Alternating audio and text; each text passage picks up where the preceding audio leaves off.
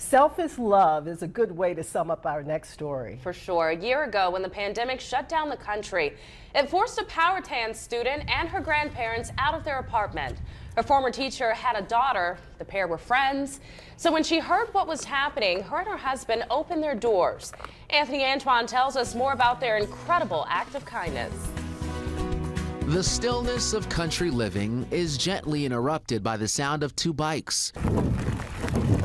From two little girls, once classmates, now sisters through circumstance. That February of 2020 is what started it all. Mary and Maggie Brand were put out of their apartment weeks before the pandemic shut the country down.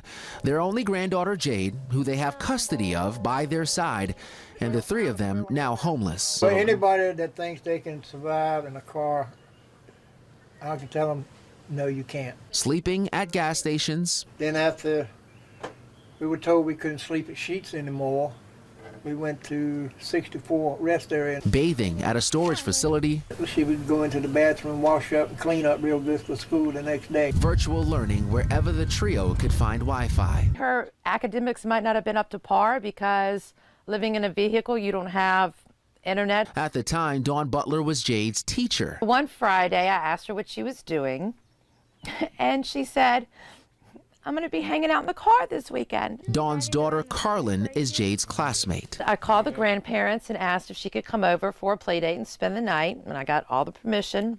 And she came over, and with an hour of them riding on the golf cart and seeing what we have here, she asked if she can stay the entire weekend. The following Monday, my husband called and said we can't send her back to a car because it was in November and it was getting cold.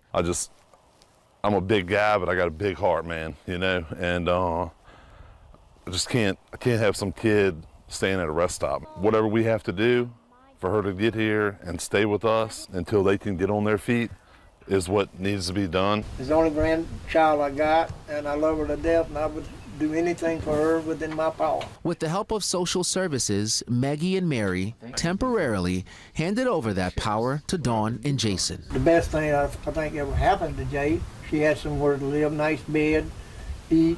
She can take a bath regularly like she's supposed to. And I wish there was more people like that out there. The Butler family even pulled money from their savings to bring Jade along on a pre-planned trip to St. Martin in the Caribbean. We got her passport expedited, and the first time her little feet were in the ocean was when we took her to St. Martin. It allowed them to have that trip together, first time for this, first time for that, and I think that helped them as a as a sister pair. The bond is stronger than ever, even though things have changed. Now she's back with her grandparents, but she comes to us about once a week. A long but beautiful journey for this now blended family, and it's worthy of our acts of kindness. I know you were talking about just bills and trying to get from one bill to the next. So if it's okay with you guys, we would like to give you guys $300 in cash. And then this is $100 to a restaurant called Mexico Restaurant. So you guys can have dinner on us and enjoy that. Two strangers took in a little girl without any pretense, and these grandparents made a decision out of love. We want her to be able to be a kid, you know, where she has plenty of places to run, play with the dog. That's what kids should be doing instead of thinking in their mind where they're going to sleep that night. Selfless love for a child in need, kindness that can't be measured, just to allow a kid to be a kid. On your side, Anthony Antoine, NBC 12. And that's what